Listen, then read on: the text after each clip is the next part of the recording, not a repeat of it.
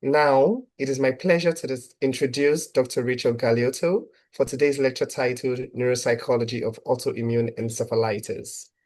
Dr. Galeotto is a board-certified clinical neuropsychologist at the Cleveland Clinic Mellon Center for Multiple Sclerosis Treatment and Research and an assistant professor of neurology at Cleveland Clinic Lerner College of Medicine. Her research focuses on various aspects of neurocognitive functioning in patients with autoimmune encephalitis, multiple sclerosis, and other neuroinflammatory disorders. She is particularly interested in studying neuropsychological outcomes in patients with various forms of AE and developing recommendations for standardization of testing in these populations. Everyone, please join me in welcoming Dr. Galeotto. Thank you all so much. I'm really excited to be here to share on this topic, which I've learned a ton about in the past couple of years. So let me share my slides and make sure. Tried this before, but just make sure everyone can see these. We good? Can you see these? Yes, we can. Okay, perfect. Is it on the correct? It looks different than when we practice. Is it on the Yeah, correct view? so I can see your entire window. You just have to present the slides itself. Now your screen. There Yes, we go. good, perfect. Perfect. Thank you. Okay, so yes, and thank you for that introduction. So today I wanted to talk about the neuropsychology of autoimmune encephalitis. And I have four main objectives. First is to provide an overview of autoimmune encephalitis, kind of talk about what it is broadly and some related conditions. I want to talk about specific autoimmune encephalitis syndromes, and then, my primary goal is really to talk about what we know about neuropsychological outcomes in this population and provide a framework for testing. So to start, the term encephalitis is a broad term and it simply means inflammation of the brain. As we'll talk about, there are a lot of different types of encephalitis of many different causes, and even within sort of similar categories, there's many different subtypes. And so it's a little difficult to talk about it as one thing, but in general, the common features across types of encephalitis are confusion or other cognitive change, sort of number one, personality change, seizures, movement disorders, psychosis. These are all common features across different types of encephalitis.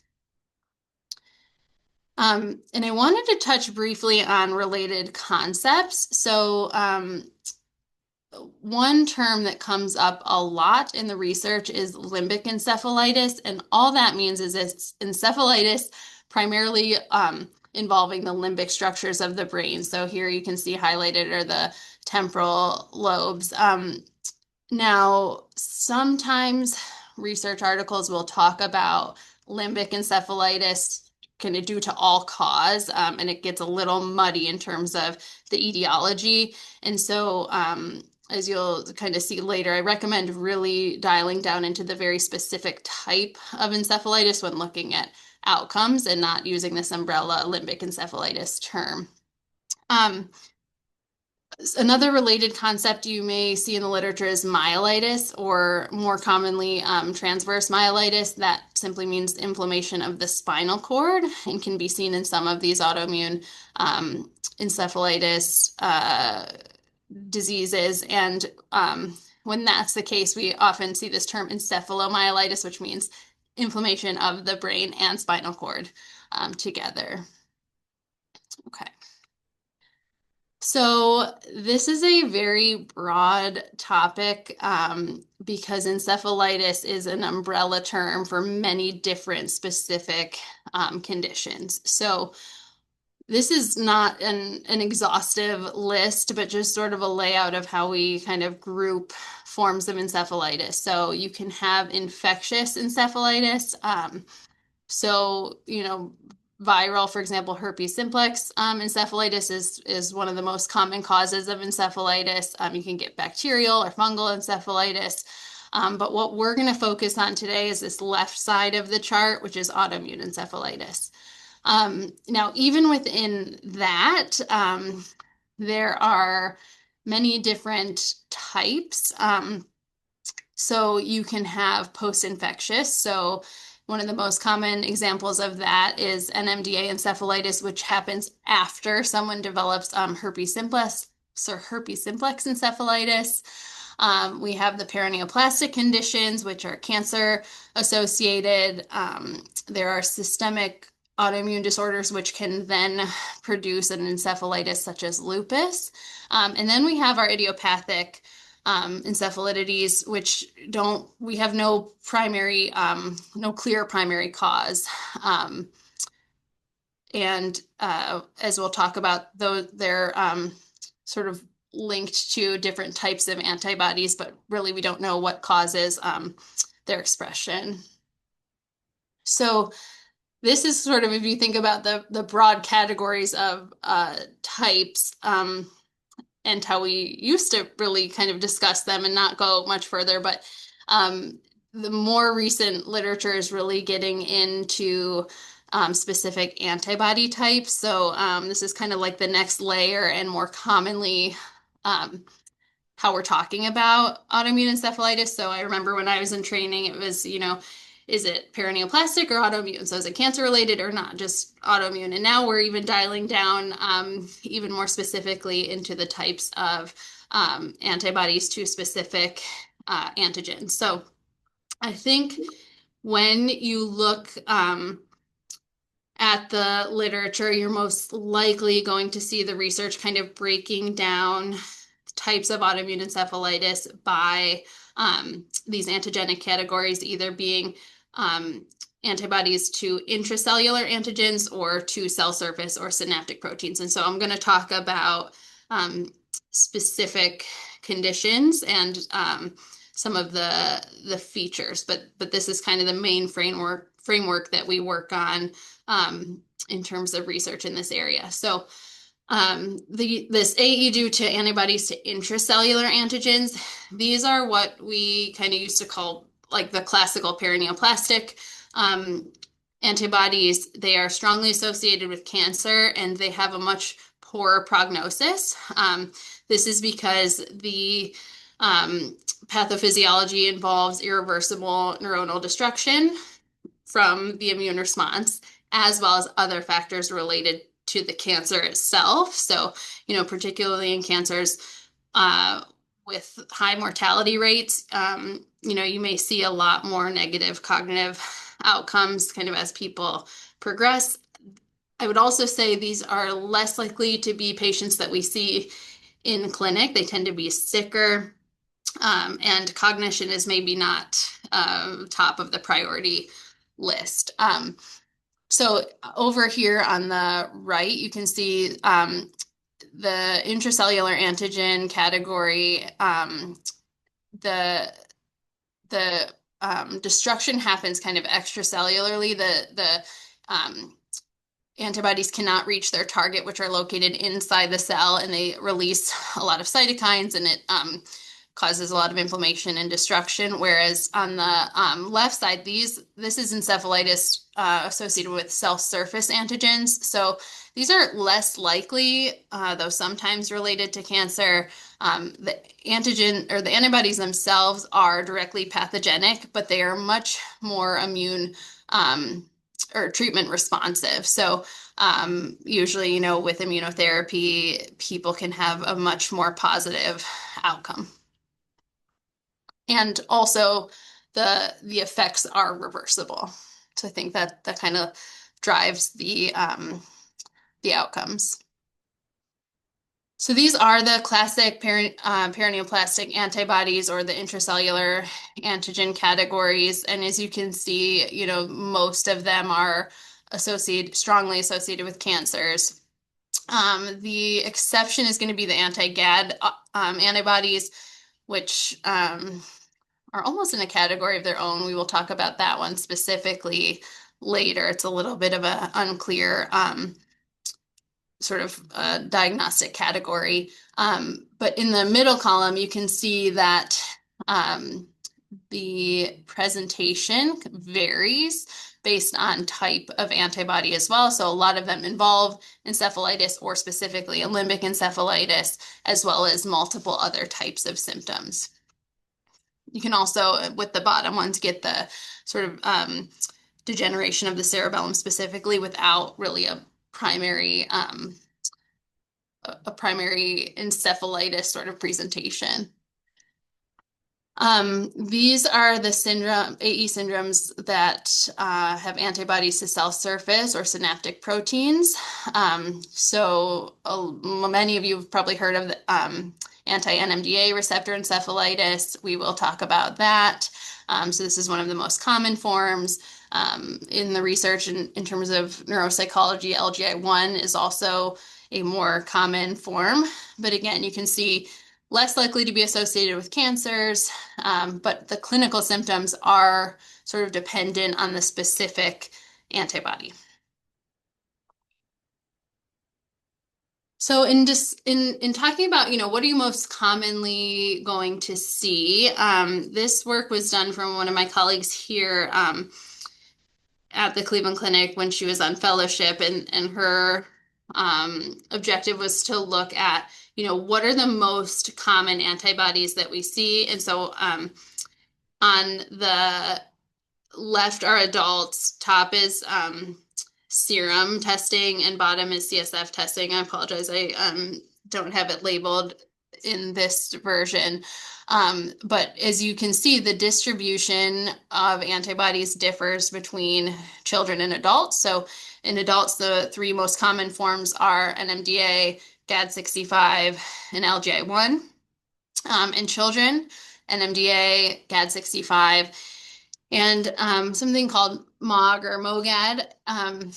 I don't talk more about MOGAD here. When I talk about this, it's more so in relation to MS, because it's not really considered a classical form of autoimmune encephalitis, although some patients can have an encephalitis phenotype. They more often present looking more like MS. So we're not really going to talk about that one, but we will talk about all of the others.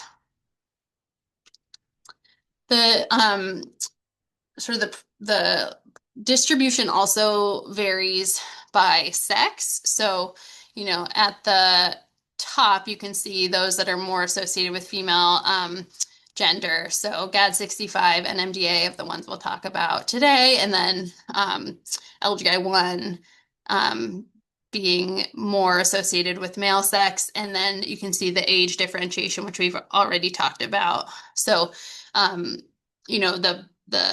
NMDA, more likely young females, LGI1 on the other end of the spectrum, more likely older males.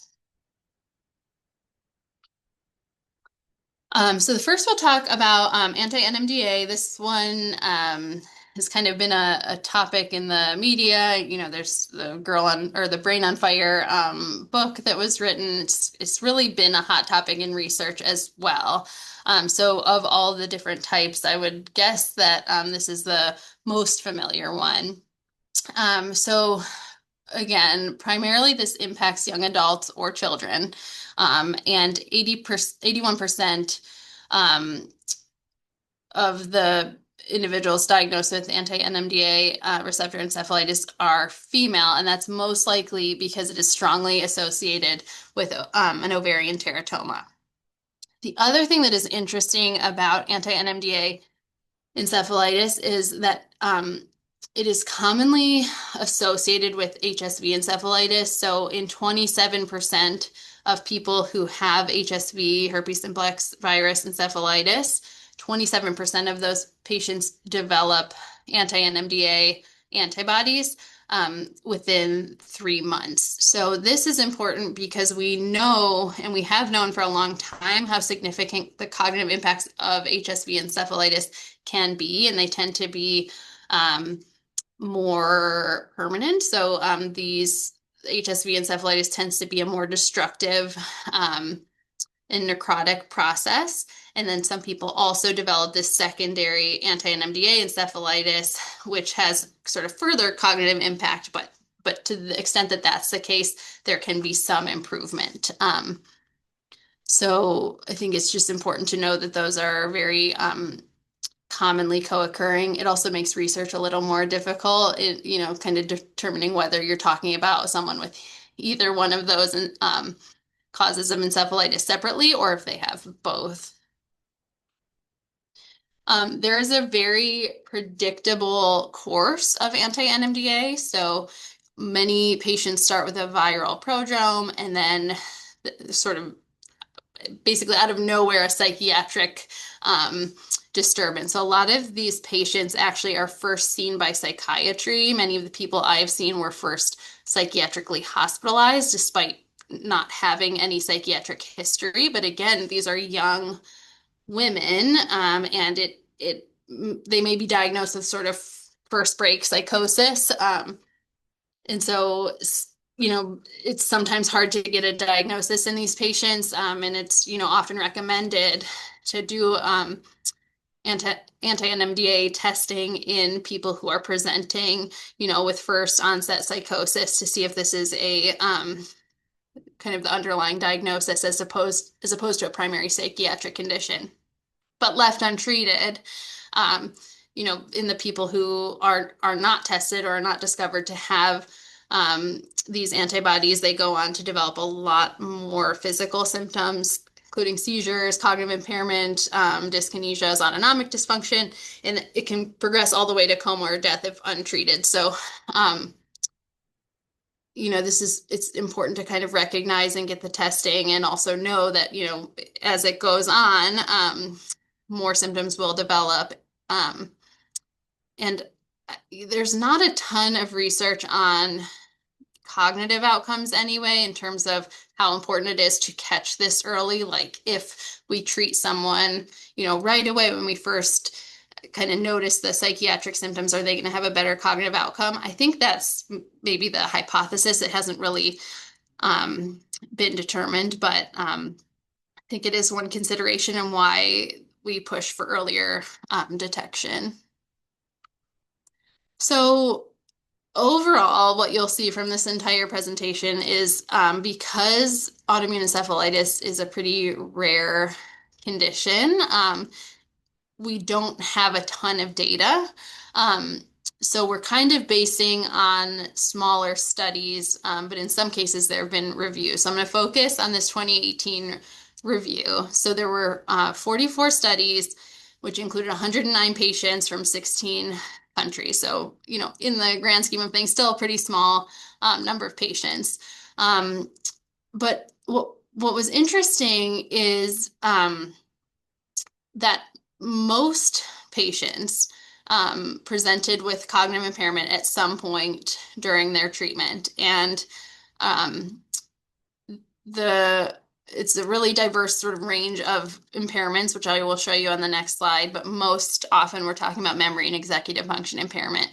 And then this review sort of characterized people based on whether their outcome was favorable or unfavorable. And this was a little bit subjective, kind of a rating by the authors. But so they kind of said, almost 75% of people came out with a relatively favorable outcome from a cognitive perspective, which I kind of take to mean, they had a lot of cognitive impairment at first. They recovered, pretty significantly, but that many people still had some mild cognitive deficits. And a minority of patients demonstrated severe persistent deficits. So clearly cognitive function is impacted in anti-NMDA autoimmune encephalitis. We don't know a ton about the specific cognitive phenotype, but that it's a major symptom that does improve in a lot of people, but not everyone. So looking at the specific cognitive domains, you can see, in the acute period, there are, impairments across all domains. And as you follow out to longer term, we're seeing that memory deficits are the most likely to persist, as well as executive functions.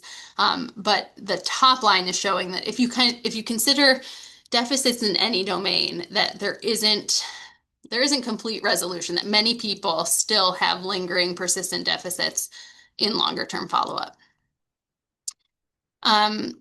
So this was also included in the review. So it was looking at MRI abnormalities. And so this was not specified any further than just what areas were described in the MRI reports as being abnormal. But you'll see that a lot of the areas involved are, temporal lobes, frontal lobes. Those were more common, which probably explains the memory and executive function deficits. So as you can see, 21 of the study showed abnormalities in the frontal lobes, and then 17 sort of altogether had more temporal involvement. Okay, so that is an NMDA. The next most common form of autoimmune encephalitis is anti-LGI1. And this is sort of the other end of the spectrum. So this is typically middle-aged to elderly males. Memory disturbance is the most common symptom. Also, many patients present initially with seizures, which do not usually improve with anti-seizure medications. They only improve after immunotherapy. And these are typically faciobrachial dystonic seizures, which involve some twitching or abnormal posturing of the facial muscles and sort of upper, like your arm, essentially. And some supportive symptoms include hyponatremia and REM sleep behavior disorder. And then the MRI usually shows the typical limbic encephalitis findings.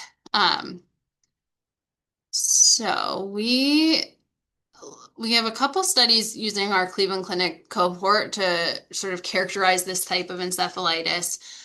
In the entire cohort, so not just people who had neuropsych testing, but everyone who's been followed at the Cleveland Clinic with anti-LGI1, there were 36 people that we studied, and at any time in the disease, 97 and 100% of patients presented with seizures and cognitive impairment, respectively. So that was typically early or like pre-treatment. The median initial MoCA, so at whatever time point the patient was given their first MoCA, was 23 out of 30. And we found that the lower initial MoCA was associated with poor longitudinal outcomes. And this study, because these patients didn't all have neuropsych testing, mostly the longitudinal outcomes were based on neurologist-rated outcome scales. So kind of, does the patient have memory impairment? Yes or no? Do they have seizures? Yes or no? That sort of thing. So kind of a gross overall determination.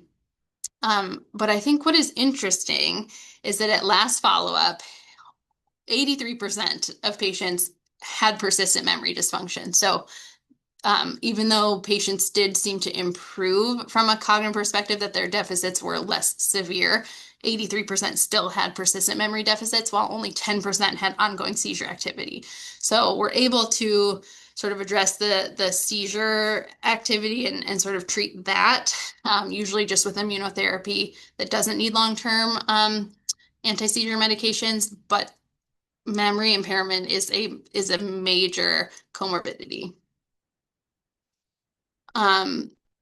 We have less data on anti-LGI1 cognitive outcomes from a neuropsych perspective.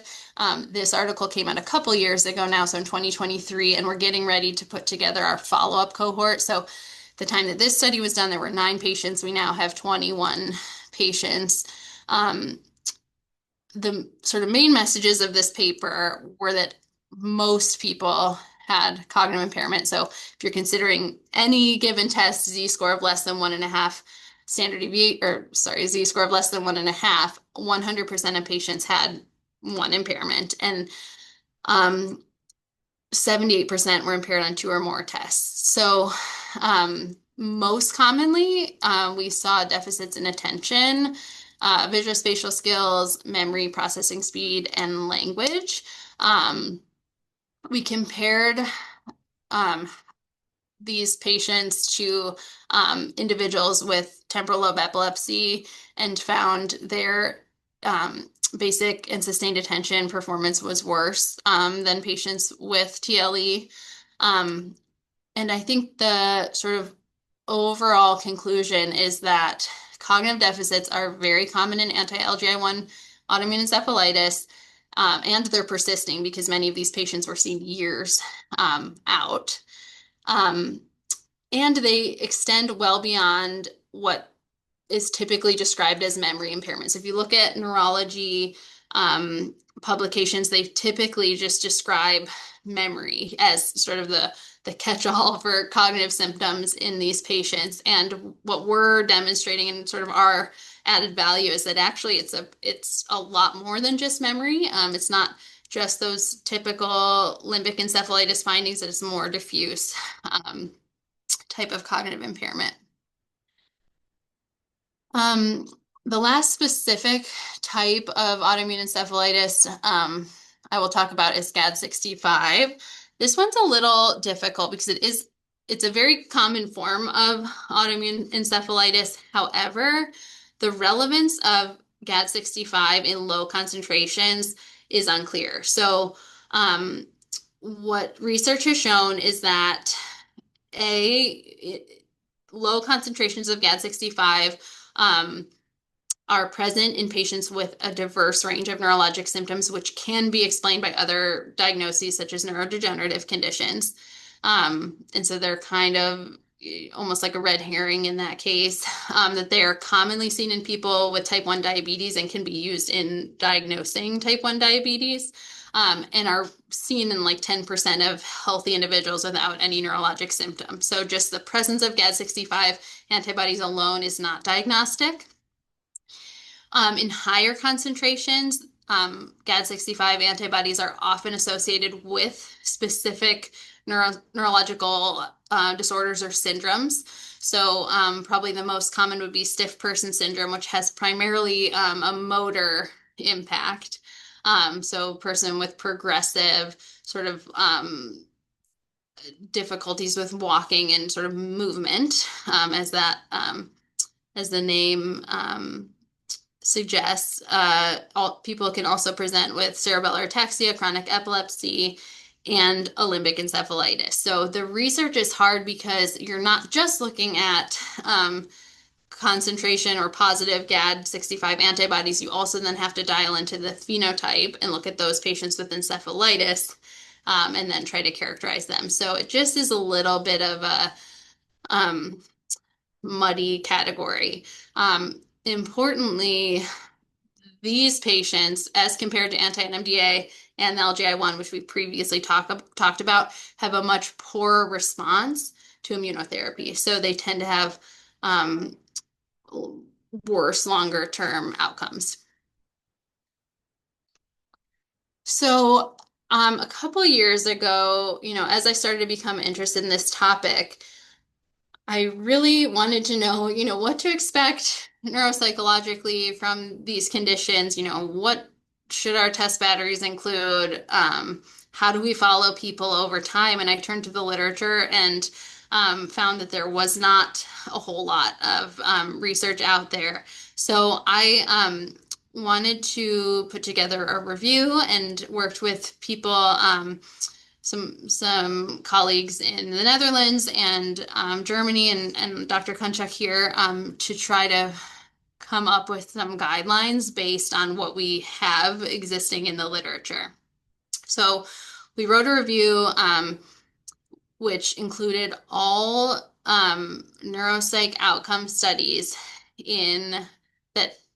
all studies included standardized neuropsych testing, at least one measure, that they specified the antibody cohort so that they didn't just kind of group all autoimmune encephalitis in the same group, that it was testing completed not during the acute period, so at least a month after symptom onset, and that we had the English language manuscript available. It's kind of the basic inclusion criteria. And we excluded people if they only included composite neuropsych scores, which surprisingly a lot of studies actually just kind of grouped all scores in any domain together. So we had to exclude those. If they use cognitive screening measures like the MoCA or the MMSE, if they included less than 5 patients, we really didn't want to wade into the territory of case studies. And again, if they grouped the antibodies together. So here's what we found in all of the research that has ever been done on autoimmune encephalitis in specific forms. We found 18 studies that met the criteria for anti-NMDA, 10 for LGI1, four for GAD65, three for Casper2, which is something that's similar to LGI1, and then two for anti-GABA B receptor encephalitis. So very small numbers. We looked first at the antibody groups separately.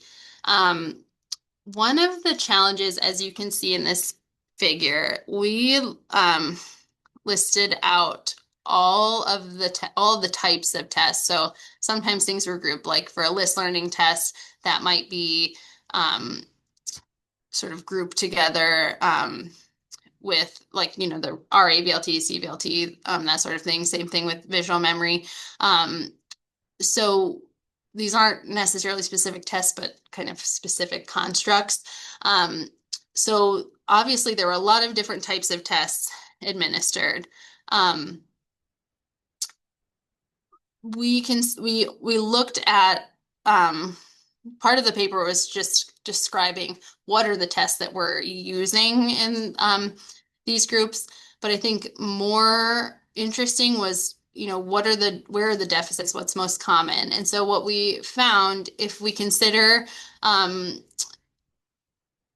measures that were used in at least 5 studies, episodic memory, number one, 71% in visual memory, 92% in verbal memory, showed impairment.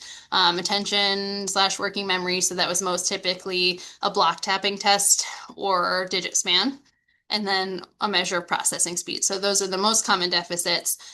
Much less common deficits were naming, planning, and reasoning. But we found a major sort of gap in the research, and that would be in terms of executive functions. So from the McKeon review, we know that executive functions are commonly impaired, but the problem comes in that all these studies are using different measures. So it's really hard to make conclusions. Only 3 tests were used in at least 5 studies. So we really could only make conclusions about those. And again, still tentative conclusions when you're talking about only 5 studies. But it's hard to really know, what is the measure that we should be using based on this. So this is another reason, as we were looking at the literature, why we wanted to recommend some type of standardized battery, which we will get to, because we really need more data. And the only way we're going to get more data is if we can get larger sample sizes with the same test. And it's hard to get large sample sizes in a single center because of how rare the condition is. So we will talk about the recommendation, but this was sort of a major area of omission sort of in the literature. Shifting over to what we found for anti-LGI1 autoimmune encephalitis, as you can see, there were far fewer tests, also because there were fewer overall studies, but the studies that were used a smaller range of tests.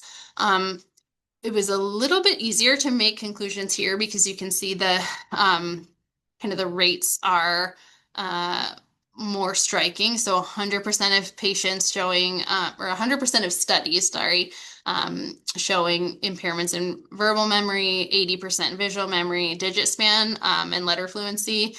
Both at 67% of studies showed impairments, either compared to, sometimes they were looking compared to normative data, sometimes to controls.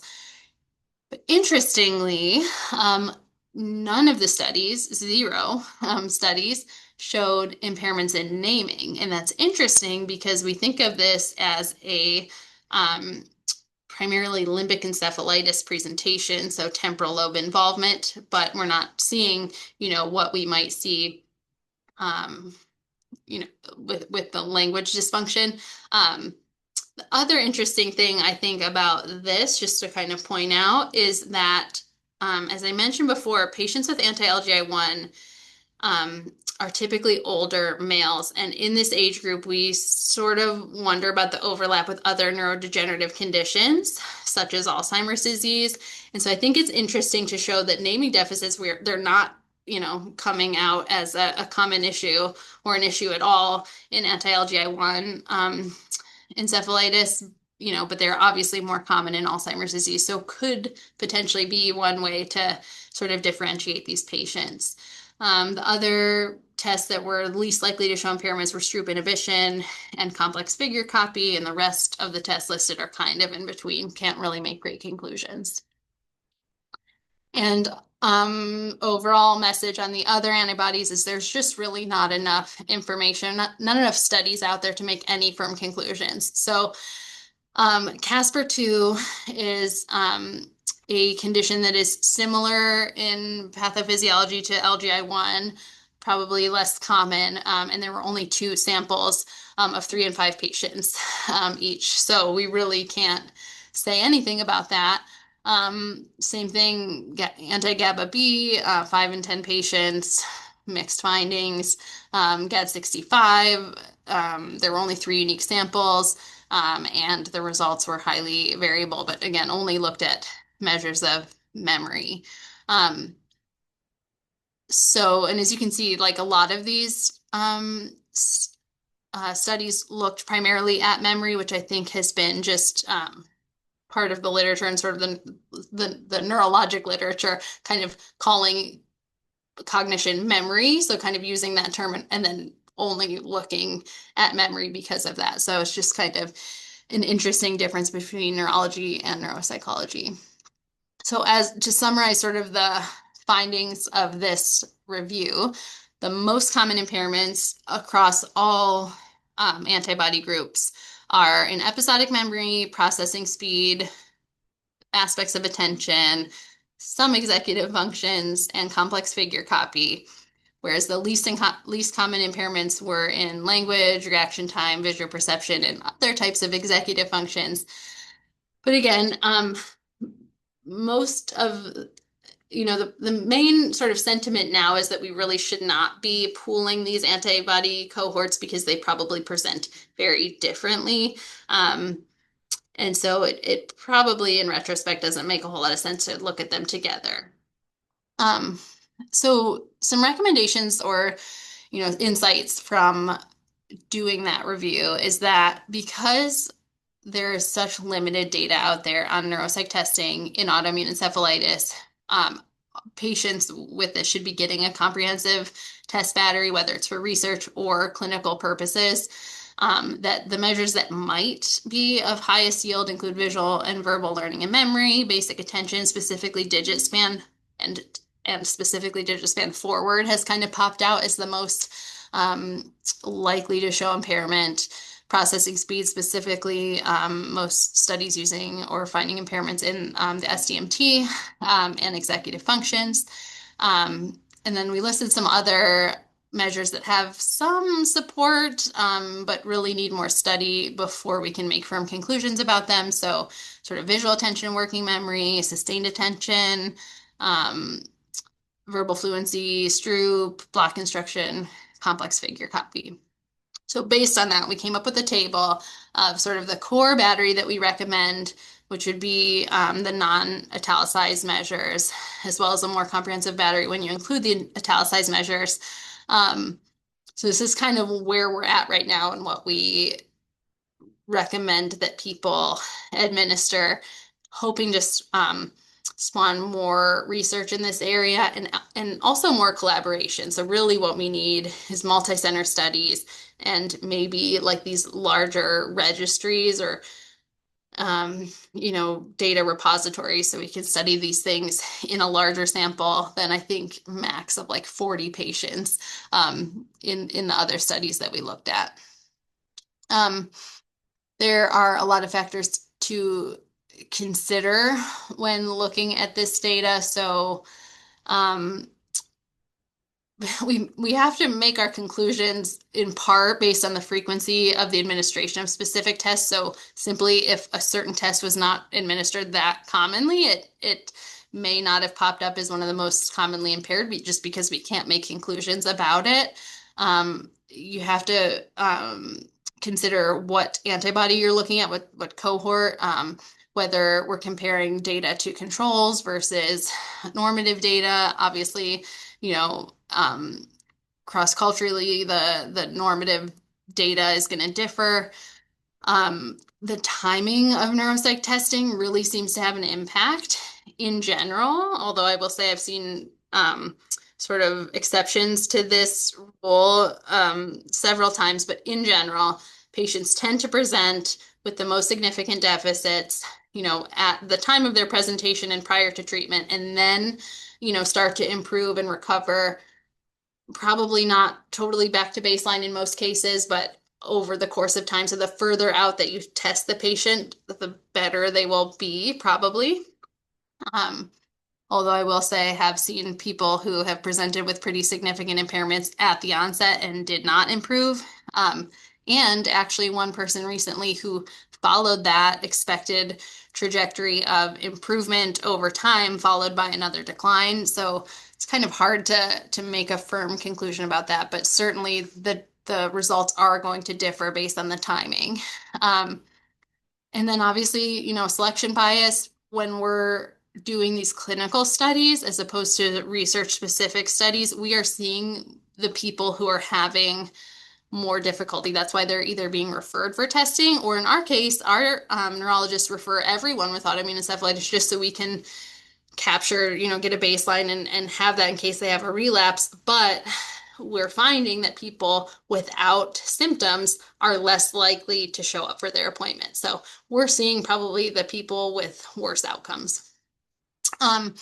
And then the other thing is that the data out there really involves only a few centers. And there's a few centers in the US, Europe, and China, and we really don't have representation from the rest of the world. And that's probably because there aren't a lot of specialty centers that have the opportunity to sort of obtain a cohort over time, sort of grow the data to the point where they can publish it. It's mostly just case studies in other centers. So, there are a lot of opportunities in this field. We need more studies examining executive functions. I think the studies really should report test level data so that we can directly compare. We need to standardize what tests we're doing and which cutoffs we're using and the approach. Like, are we comparing and considering impaired based on normative data or a control sample? Kind of the typical things when we're talking about neuropsych testing, like, should we be controlling or adjusting for premorbid indicators, and other comorbidities? What is the impact of that? And can we standardize the timing of the follow-up? So that's something that I think needs to happen over time, but it may be difficult without a lot of literature directing us in what to do. So I had a couple final thoughts before I open it up to questions. So autoimmune encephalitis is rare, but it is increasingly recognized and diagnosed. And most patients present with cognitive impairment. It's important to recognize the different syndromes because the presentation of the patient can vary by the specific antibody. And I think this is where neuropsychology can play a big role, especially in places without specialty centers. So here at the Cleveland Clinic, because we have two autoimmune encephalitis experts, there's been a rapid expansion of people who undergo testing for autoimmune encephalitis. So there's a serum and a CSF panel that tests for all the known antibodies. So lots of people have this testing, but I will say I've seen several patients coming from other places who have carried incorrect diagnoses. So for example, a patient who had been diagnosed with Alzheimer's disease and had the same diagnosis for 3 years prior to coming here, and we are noticing that he's not declining at all, and was starting to develop these sort of unusual movements. Like, I think almost like tics, I think is what they were thought to be, but later discovered to be the faciobrachial dystonic seizures. And the person was diagnosed with anti-LGI1 autoimmune encephalitis and made a remarkable recovery. So I think that is one consideration where, in our dementia center, they're doing a lot more testing to see if there are reversible causes of, certain dementia syndromes. Another example that comes to mind is a patient who made it all the way through pre-surgical workup for epilepsy, and he was about to have the about to have epilepsy surgery, a temporal lobectomy, and because we had one of our autoimmune encephalitis experts sort of sitting in on the panel, they recommended, let's just make sure that it's not an autoimmune condition, and they found out he had Casper-2 and was treated with immunotherapy and no longer needed epilepsy surgery. So I'm not saying that these are common, but I think it is being more increasingly recognized that some of the conditions, some things that might be diagnosed as intractable epilepsy or neurodegenerative conditions could have this autoimmune encephalitis underlying it. Here we use neuropsych assessment, like I said, for all patients. I think it's important for just sort of characterizing the outcomes. A lot of younger patients with anti-NMDA are still working. They're trying to decide if they can go back to work, what they can do. We use neuropsych testing also to assess treatment response in patients who are diagnosed with presumed autoimmune encephalitis, but without any positive antibodies. So we call this seronegative encephalitis. Probably in 10 years, we'll figure out what antibody they actually have. We just can't test for it now. So using neuropsych testing to show a significant treatment response can sort of help clarify the etiology when we're not exactly sure.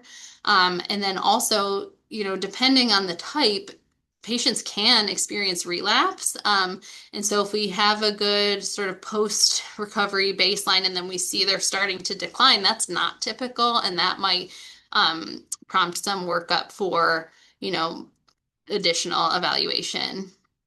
And, sort of overall, the research is really limited in this area.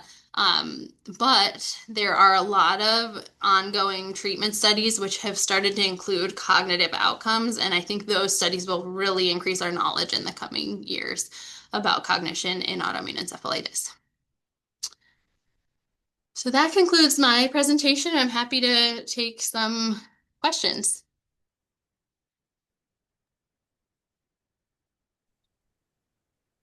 Thank you so much, Dr. Galiato. That was a lovely presentation, and I definitely learned a lot from your lecture on autoimmune encephalitis, and I'm sure everyone here did too. So, yes, we do have some questions.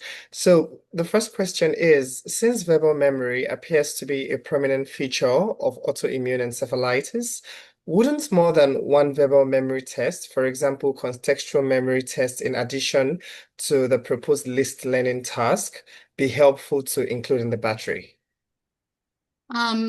Yeah, I mean, I think that's a great idea. I think what it comes down to sort of time, right? So, if we're talking about research, we are under sort of more time constraints of what can we add in, to the test battery that will be acceptable to the patient.